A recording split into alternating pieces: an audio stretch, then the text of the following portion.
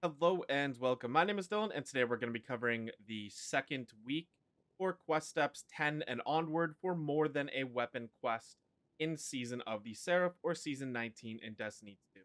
So the first step is to return to Clovis at the Exo frame in the helm. All he does. So we get here and there's a little Clovis is the only cutscene one who type knows thing how going to on. integrate Rasputin with his submines.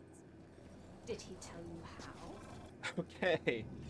So as soon as you roll up here, you come in and Anna Bray and her sister Elizabeth, or I guess the Exo Stranger, are having an argument with Clovis, who is the Exo Frame. It's all very confusing. Okay, so let's go through and interact here for the next part of our quest. And we can go through and accept. You can listen to his little dialogue. Step 12 asks us to complete a heist battleground on Mars. So we're going to go to destinations. In destinations, we're going to open up Savathun's Throne World. In Savathun's Throne World, we're going to go over here to the left-hand side. And this is essentially Mars here. And we're going to click on this option here for the Heist Battleground Mars.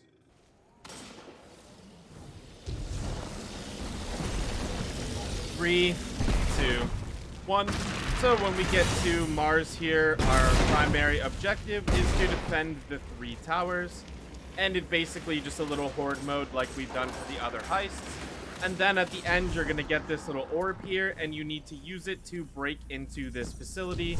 So you use it on the hive stuff that's blocking the entrance, and we continue forward.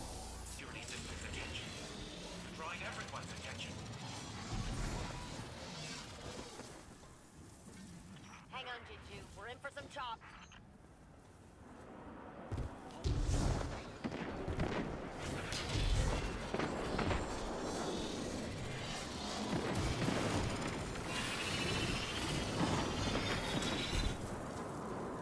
When we get to this section here, just come over here and climb up this hive junk. And we're going to continue forward up to the right over here.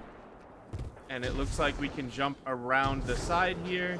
So now the laser can see you, and we have to run on this open section here. So just come right over to this section here.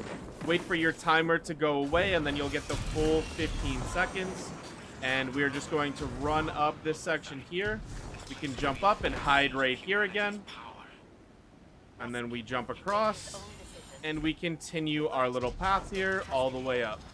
It's not anyone's right to control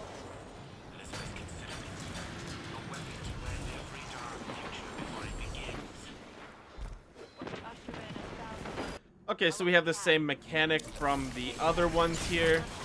So you have one person defend the door, and the other 2 people simply go and get the little orbs to shoot the locks off the other door with. Now, unlike the other 2 heists, this guy actually does, like, move around and chase you, as opposed to just going to set spots and, you know, shooting at you. He actually does follow you around and smack you in the head with his axe, so definitely be aware of that. Okay, that one seemed to go a lot faster. Was a little bit more complicated in the fact that he was chasing you around, but it did go a lot faster.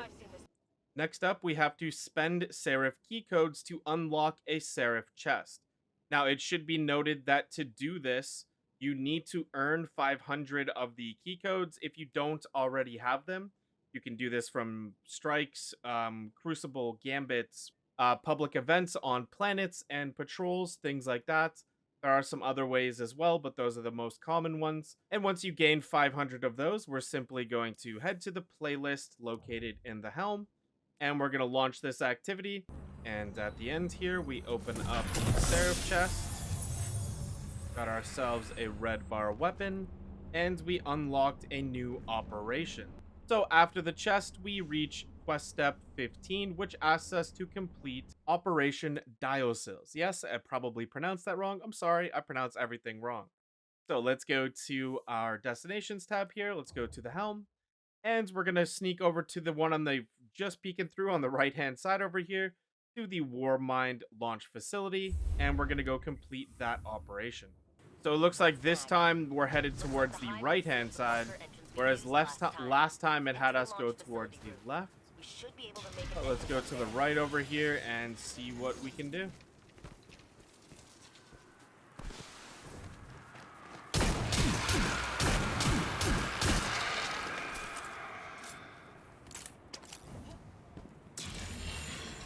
Okay, so we start to get hit by the tower here.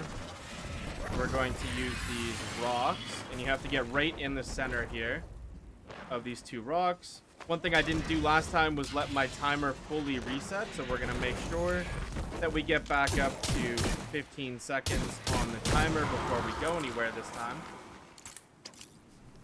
And we can pull out our ghost just to double check where we need to go. Let's keep following these rocks along. Now we need to make sure that this one over here is not sniping us, so we get right into the little crevice here in the rocks, the corner joint. We're gonna keep going. It looks like we might get hit from the left here, but okay, so we're fine right behind this rock right here. We have to keep going this direction. All right, so I tried to go up right here and stay along that side wall, and it didn't quite work. But you can go into this little corner here, so just run straight forward to this section. And then we're going to run over this way. And it looks like if we crouch, we can hide again. So let's jump up, get behind this one, and go in this little corner section right here. It hides us from both sides. And then we are going to run forward again. Looks like just crouching right here blocks us from this one in front. And also from this one over here on the right. So we're going to let our timer reset. We're going to jump up and go right through this little tunnel. And we need to keep going to the right here. Maybe if I go across to this side. Oh, we're good here. Looks like up and over the wall, maybe? Yeah, okay, so we have to go to this section here, and then we have to make it from there all the way up to this rock, it looks like. And then we hide behind this rock here. And I think we go up and over the top here. So we're following these little lanterns, I guess? Yeah, we're following the lanterns. So we go forward here to this section. And we can hide on this side here to fight the enemies.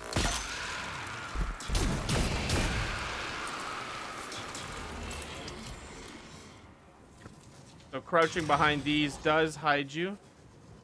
And we can go forward here. Go around to this side here. And shoot out the vents. Okay.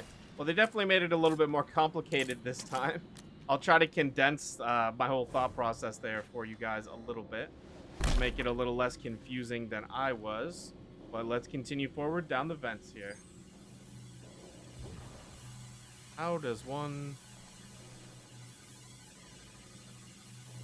I think maybe sprint and then slide. Okay, yeah, because you duck down when you slide, so if straight crouch walking through there doesn't work, then like just sprint a little bit and slide underneath. So for this one here, I think maybe we can just go on top here and sprint. Yeah, so you just jump up on the boxes and sprint, or you could just jump over this if you want to, but that's the easier option for me. We get to this section here, we have to jump again. Or we're going to try not to smack our heads too bad, okay? So I didn't sprint jump there, I just regular jumped because I didn't want to bounce off this wall and fall back into it. And it looks like we're into the part of this mission where we have to kill a bunch of enemies. For the enemies here, we can really easily hide from this by just going underneath of this middle section here. And then just pop out to take some shots with whatever your heavy weapon is.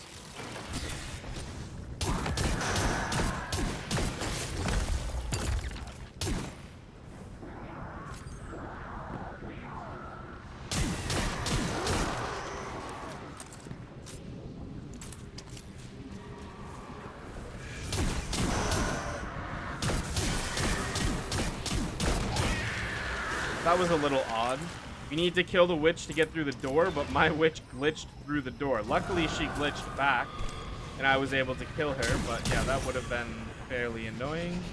So for the crystals that are completely immune, all you need to do is kill the enemies in the area, then a hive witch will spawn, and then you simply shoot the crystals, and it unlocks the door.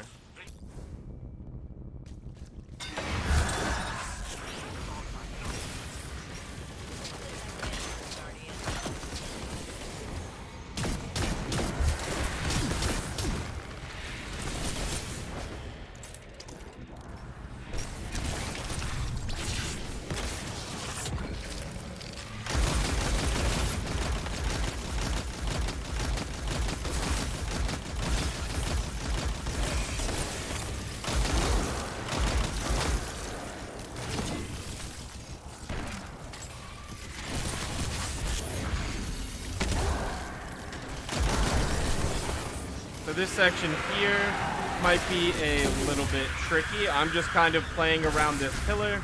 I did enough damage to this enemy over here, to that I can, okay, use my super, I guess, to stay alive. But I did damage to the one to the point where she's immune, and now I have to go and do some damage to the other one.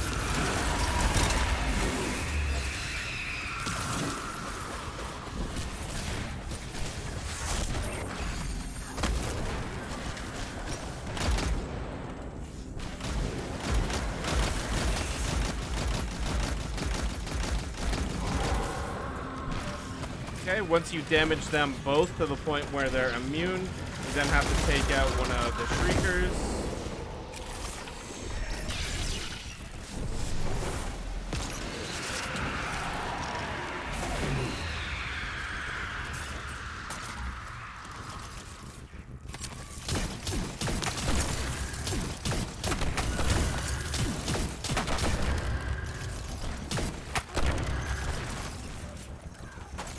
Okay, after you take out the Shriekers and you take out the explodey cursed thralls, then we just have to shoot some of these crystals. Make sure that you're hiding whenever you see that appear on your screen. The like orange like wave or gas go across your screen. There are the 3 crystals to destroy. We're going to destroy them all, and now we are going to attack the witches.